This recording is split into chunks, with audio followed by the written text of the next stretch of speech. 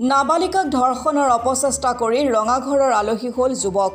ঘৰত কোনো নথকাৰ সুযোগ লৈ এগৰাকী কিশোৰীক ঘৰৰ ভিতৰতে ধৰ্ষণৰ অপচেষ্টা পাখণ্ড যুৱকৰ। মটৰ চাইকেল লৈ অপকৰ্ম কৰিবলৈ অহা যুৱকৰ কাণ্ড দেখি চুবুৰীয়াই খেদি আহিল নিৰ্যাতিতাৰ ঘৰলৈ। ৰাইজ অহাৰ উমান পাই মটৰ চাইকেল কিশোৰীৰ চোতালতে এৰি খিৰিকীৰে পলায়ন কৰিলে লম্পট যুৱকে। ৰংজুলিৰ টিপলাইত সংঘটিত এই ঘটনাই তীব্ৰ চাঞ্চল্যৰ সৃষ্টি কৰিছে অঞ্চলজুৰি।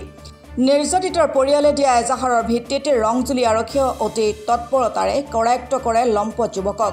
ধৃত পাখণ্ড যুৱকজন ৰংজুলি থানাৰ অন্তৰ্গত বৰপথাৰ গাঁৱৰ ছফিউল ৰহমান ওৰফে ৰাজু বুলি জানিব পৰা গৈছে। বয়স 22 বছৰ। ৰংজুলি থানাৰ OC নৰেন চন্দ্ৰ ৰাভাই অতি তৎপৰতাৰে কৰায়ত্ব কৰে যুৱকজনক।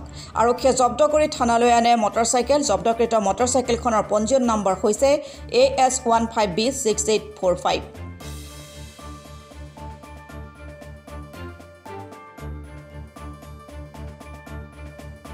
বৃহস্পতিবাৰৰ ঘটনা। বজাৰত অহা মানুহে গম পালে ঘটনাটো যে এই মানে আমাৰ নিকটৱৰ্তী টিপলাইট নিকটৱৰ্তী বৰপথাৰ অঞ্চলৰ ল'ৰা এজন যুৱক এজনে আহি এটা অবাঞ্ছিত ঘটনা সংঘটিত কৰিবলৈ চেষ্টা কৰিছিল। কিন্তু ওচৰ চুবুৰীয়া আৰু বজাৰত অহা যোৱা কৰা মানুহে গম যেতিয়া পালে সি খিৰিকীৰে পলাই গ'ল। এইটোৱেই ঘটনা। আৰু আমি বিচাৰোঁ এনেকুৱা ঘটনাবোৰ সংঘটিত নহওক। যিহেতু এটা নিৰ্দিষ্ট কমৰ পৰা কমিউনিটিৰ পৰা এনেকুৱা ঘটনাবোৰ হৈ আছে আমাৰ এইটো অঞ্চলত। তেওঁলোক দুজন এজন অপৰাধীৰ কাৰণে গোটেই কমিউনিটিটোৱে বদনামৰ ভাগি হৈছে। গতিকে তেওঁলোকক অনুৰোধ কৰিম তেওঁলোকে এই ল'ৰাবিলাকক সংস্কাৰ কৰক, মানে ভাল ৰাস্তা দেখুৱাওক। আমি সেইটো বিচাৰিম। কি নাম ল'ৰাজনৰ? ল'ৰাজনৰ নাম আমি ৰাজু বুলি গম পাইছোঁ। আগতে ৰাজু বুলি গম পাইছিলোঁ, পিছত গম পালোঁ যোৱাকালি গম পালোঁ ছফিউল ৰহমান বুলি গম পালোঁ। সেইখিনিয়ে জানো তাৰ বিষয়ে বাকী একো নাজানো। কি বিচাৰে এতিয়া? বিচাৰোঁ মানে এইটো কথাটো FIR দিয়া হৈছে ৰংজুলি আৰক্ষী থানাত, আৰু তেওঁলোকে হয়তো এটা যথোচিত ব্যৱস্থাই ল'ব। আৰু কোৰ্টে এতিয়া কি ৰায় দিয়ে, ৰেজিষ্ট্ৰেটে কি ৰায় দিয়ে এতিয়া এই ঘটনাটোত। আমিতো যিহেতু আইনৰ বিষয়ে আমি ক'ব নোৱাৰিম। খালি যদি নিশ্চয় ভাল ৰায় দিব।